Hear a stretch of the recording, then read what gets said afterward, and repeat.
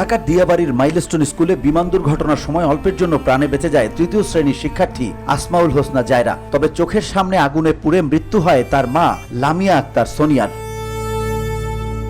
গত 21 জুলাই স্কুল ক্যাম্পাসে ভয়াবহ ওই দুর্ঘটনায় কমপক্ষে 34 জন নিহত হন, আহত হন অনেকেই। দুর্ঘটনার পর থেকেই নিখোঁজ ছিলেন লামিয়া। শেষ পর্যন্ত ডিএনএ পরীক্ষার মাধ্যমে তার মরদেহ শনাক্ত করে সিআইডি। 24 জুলাই স্বজনদের কাছে লাশ হস্তান্তর করা হয়।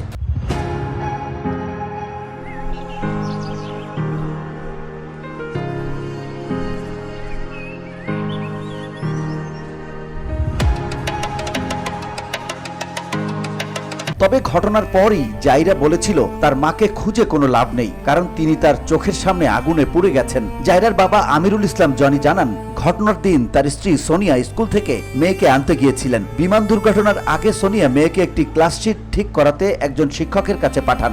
এরপরই ঘটে দুর্ঘটনা। ঘটনাস্থলেই মৃত্যু হয় সোনিয়ার। মেয়ের উদ্ধৃতি দিয়ে জনি বলেন, মেয়ের চোখের সামনেই মা মারা গেছে। 2 দিন আগে যখন আমরা সোনিয়াকে খোঁজাখুঁজি করি তখন জাইরা বলে, বাবা আমাদের বাসায় এত লোক আসে কেন? আমরা যখন তাকে বলি এমনিতেই আসে, তখন সে বলে, বাবা আমি জানি কিসের জন্য আসে। 2 দিন ধরে মনের ভেতর একটা কথা চেপে রাখছি, তুমি কষ্ট পাবা তাই বলি না। তুমি আম্মুকে খুঁজো কেন? আম্মুকে খুঁজলে পাবা না। আমি নিজ চোখে দেখছি আম্মু আগুনে জ্বলছে। ডিএনএ পরীক্ষার মাধ্যমে পরিচয় নিশ্চিত হওয়ার পর গতকাল সিআইডি ঢাকা সিএমএইচ থেকে সোনিয়ার মরদেহ পরিবারের কাছে হস্তান্তর করে।